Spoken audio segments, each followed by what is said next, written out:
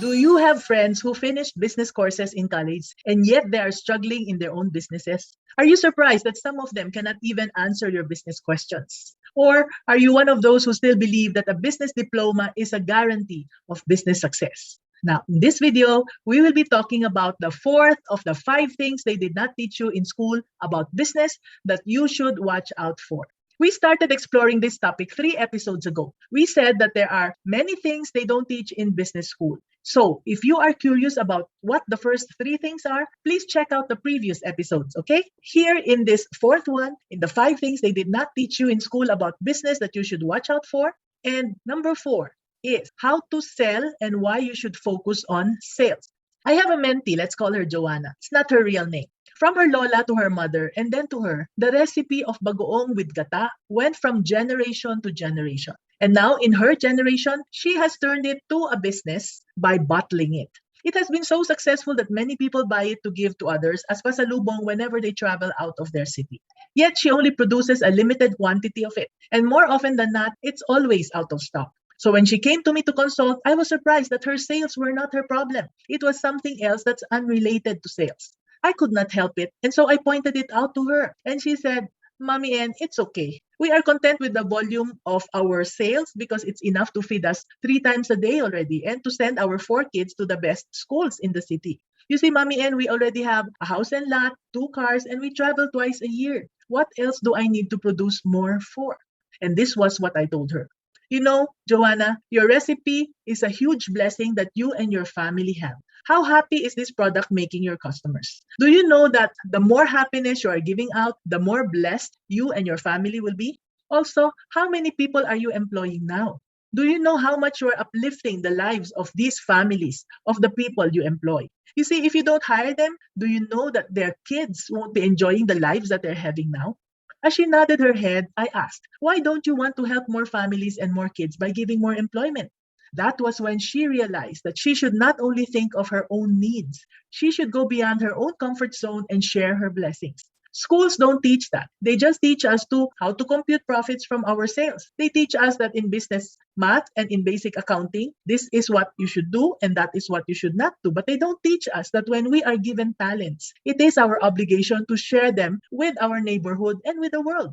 If we have a product or service that we can sell, because people need them and they are willing to pay for them, it is our moral obligation to do whatever it takes to increase our sales. So, my question to you who have not started your business but who has the desire, because the business bug has been poking at you for a long time already, when will you start? If you're given the talent, know that biblically, if you don't use it, it will be taken away from you. Remember? It makes total sense because your talent is needed by people. And if you don't use it, a benevolent God will always make sure that the needs of his people will not wait for you forever, right? If you have a business idea and don't act on it, the idea will always be given to somebody else. Now, another question to those who are in business. In what way have you been focusing only on yourself, your own needs? And in what way have you been staying small? In what way are you not growing your sales and are just content with the size of your business? You might say, how will I grow my sales, Mommy N? Well, there are 1001 ways to do that, and the answer is in Google. But just for today's episode, I will point out 3 questions that you can ask yourself. Question number 1, what problems of your customers can your product or services solve? And how clearly are you communicating which way your product is solving these problems for them? Now, most business owners will just be focused on selling their products and services. Sell, sell, sell, sell, sell. When they cannot sell, they lower their price. Go on sale after sale, promo after promo, desperately trying to sell more. This is why, before you start your business, this is one of the things that you need to learn. Who are your customers? What problems do they have? And how can you, just you, solve them with your talent? Never start a business by deciding on the product or the services first. Products and services are easy to find. They're all around you. What is difficult is to find customers who will buy your product or your services. So find the problems of your target customers first and tell them clearly in your ads, posters, tarpaulins, posts, etc. about what you can do for them. If you already have a business and are now finding it hard to push your products or services, this second question is for you. Question number 2. What kind of people are buying your products and services? And where can you find more of them? I have a mentee who opened a sari-sari store only 6 months ago. What she found was that most of the people who bought from her were parents and kids who needed art supplies like crayons, papers, plastic envelopes, etc. And she saw that these were all passers-by. After we talked, she decided on a strategy to increase her sales. Very simple. To attract the same type of customers, not only passers-by, but from all over her barangay and the adjacent barangays, she decided to do that by giving them free delivery for a minimum purchase of 250 pesos. She also designed these two tactics. Post a tarpaulin across her store facade to highlight the art supplies and free delivery. Second tactic, post her art supplies sporadically on her Facebook profile and aggressively add new parents from her barangay as friends. You see, even a sari-sari store can do simple things to increase sales, right? All you need to do is to find the same type of customers in a bigger geographical area. Now, question number 3. Who are your competitors? And how can you be better than them in the minds of your customers? That was the question I had in mind before I became Mommy N or Mommy Negosyo. In the mind of women and men who want to start a business, especially those who did not finish a business course, who do they think of? I found 3 competitors. Competitor number 1 are business schools offering 4-year entrepreneurship program.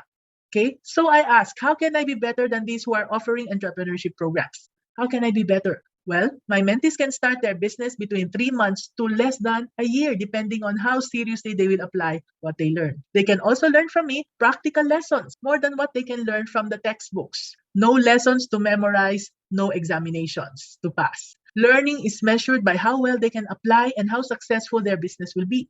My weakness, however, is that I cannot give them the diploma, and so that is something I can still work towards. And maybe there are some people who really do not need a diploma. Competitor number 2 are other business mentors who offer short-term programs or also online programs. What is the competitive advantage of Mommy N? Well, I have 40 years of business experiences in various businesses that they don't have. The other mentors do not have that vast amount of experience. And the one-on-one and group coaching that I do, a lot of mentors, most mentors don't do that as well. So I am also very patient, which comes from my being a mother, a teacher, and an NLP practitioner. And what their strengths are is that most people are aware of them. People have heard of them more than they are aware of me. So my goal now would be to increase customer awareness. And that is one thing that I need to improve on.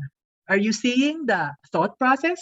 All right, competitor number 3. Thousands of free YouTube videos, Google articles, and courses are out there. These are my competitors. I can never compete with anything that's free because I have to pay people who are making my work as Mommy N possible. There are people who create my videos, my presentations, etc. They too have families to feed, right? So I can do free lives on Facebook, Instagram, YouTube, videos on all of these platforms, and even TikTok. But on the other hand, I will also need to sell courses to sustain my team.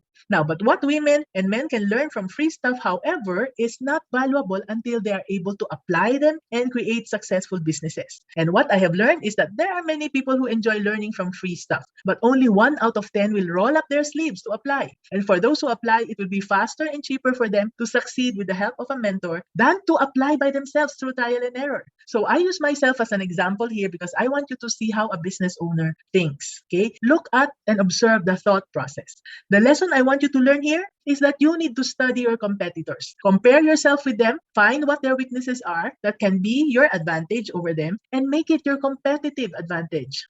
So, 3 ways to sell more as we learned today. First is to communicate the problem that you are solving in your ads and even in the way you or your sales staff talk to customers. Number 2, find more of the customers that you are already serving. Where are they? Look for them and sell to them.